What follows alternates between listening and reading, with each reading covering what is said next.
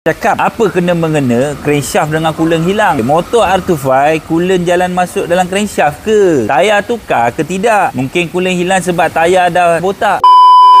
Okey kan. Sini bang, bila orang lain tanya soalan, kau pun nak bertanya soalan. Orang lain tanya soalan, nampak bijak. Kau tanya soalan, nampak bodohnya. Ini kalau kau lepak dengan member-member kau, abang garanti ni orang tak bersembang dengan kau ni. Semua jenis pandang muka member lain kan. Kau duduk sebelah tapi dia pandang macam ni. Garanti kau duduk sebelah sini, dia pandang belah sana. Memang ni orang macam ni, inilah layaknya. Kau nak tunjuk pandai tapi pala tahu. Itulah dia. Tapi tak apa. Disebabkan member kau tadi tak layan, abang layan. Abang jawab soalan ni. So ada dua perkara. Satu ialah apa kena mengena coolant tu dengan crankshaft rosak. Itu yang pertama. Soalan yang kedua yang kau beri ialah apa pula coolant tu jalan masuk dalam crankshaft. Betul? Okey, ini adalah mangkuk clutch untuk R25 tu. Ini memang yang motor rosak tu tau. Yang dah berharga 7,000 rosak tu. Ini dia mangkuk clutch dia. Coolant dia duduk kat sini. Kau nampak ni? Ni water pump dia. Betul? Ni water pump dia. So coolant ni akan bergerak. Dia akan masuk kat lubang ni. Dia akan naik ke blok. So benda ni berfungsi kat sini. Bergerak kat sini.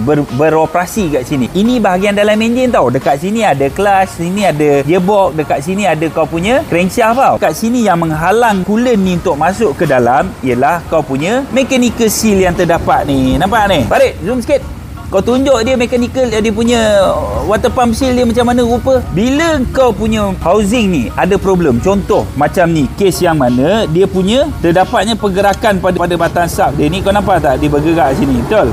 Maka water pump seal kau ni dah tak dapat nak seal lagi. So air ni dia akan masuk ke dalam. Sebab apa air ni masuk ke dalam? Sebab dia bukan macam motor RS. Kalau motor RS fail dekat kau punya mechanical seal, iaitu water pump seal kau atau oil seal kau, dia akan keluar daripada lubang ni. Kau nampak tak lubang ni? Dan dia ada jalan kat sini.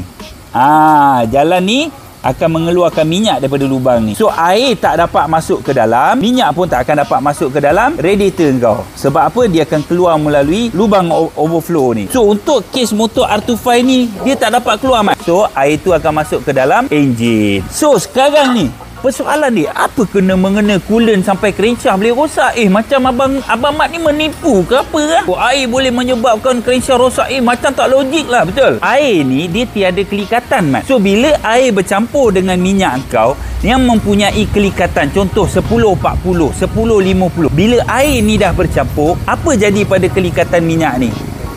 Apa jadi?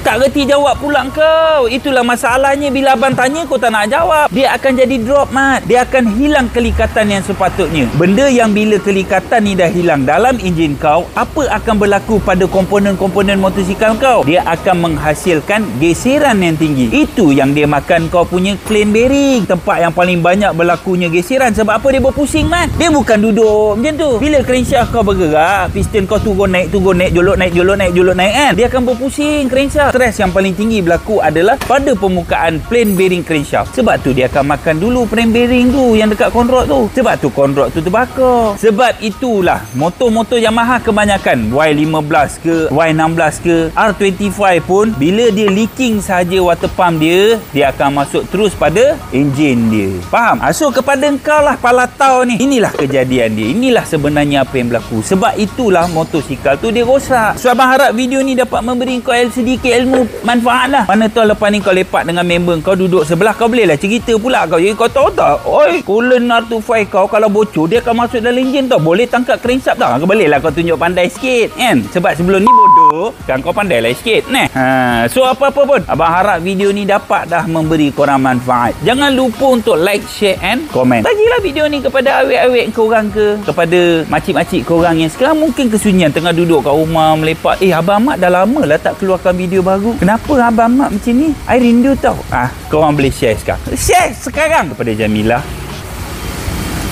Jangan pilih yang lain. Pilih abang seorang je tau. Ingat Jamilah, semalam you call, you cakap apa? Sambil-sambil abang berbaring, rindu kat abang kan? You sampai tak nak makan you cakap kan? Jangan Jamilah. You makan tau hari ni. Makan hari ni. Abang dah belanja video, kau dah dapat tengok muka abang, kau makan sepuasnya. Alright? Apa-apa pun. Ciao. Mantap Pak Abu. Abang sayang korang. Assalamualaikum.